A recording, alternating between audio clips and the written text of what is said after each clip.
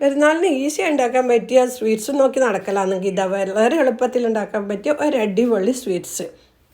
പിന്നെ 2 ക്യാരറ്റ് എടുത്തിട്ടുണ്ട്. ഇനി ഇത് മുറിച്ച് ഒരു മിക്സിൻ്റെ ജാറിലേക്ക് ഇട്ട് കൊടുത്ത് അതിലേക്ക് 1/2 കപ്പ് പാൽ ഒഴിച്ച് കൊടുത്തിട്ട് നല്ലപോലെ മിനുസത്തിൽ അരച്ചെടുക്കുക.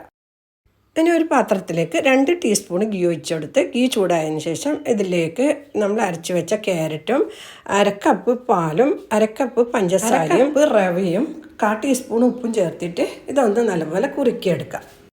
നല്ലപോലെ കുറുകി വന്നാൽ സ്റ്റൗ ഓഫ് ചെയ്ത് തണിഞ്ഞതിന് ശേഷം ചെറിയ ചെറിയ ബോളുകളാക്കി ഉരുട്ടിയെടുത്ത് 5 മിനിറ്റ് ആവിയിലിട്ട് വേവിച്ചെടുക്കാം.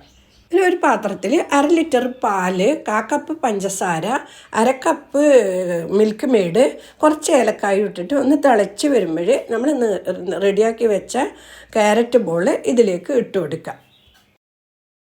ഇതെല്ലാം കൂടി ഒന്ന് നല്ലപോലെ തിളച്ച് വരുമ്പോൾ 1/4 കപ്പ് പാലിൽ ഒരു ടേബിൾ സ്പൂണ് അരിപ്പൊടി ഇട്ട് നല്ലപോലെ കട്ടകളില്ലാതെ കലക്കി എടുത്തിട്ട് അതും കൂടി ഇതിൽ ഒഴിച്ച് കൊടുത്തിട്ട് ഒരു 2-3 മിനിറ്റ് ചെറിയ തീയിൽ തിളപ്പിക്കുക. അപ്പം ഇത് നല്ലപോലെ തിക്കായിട്ട് വരും.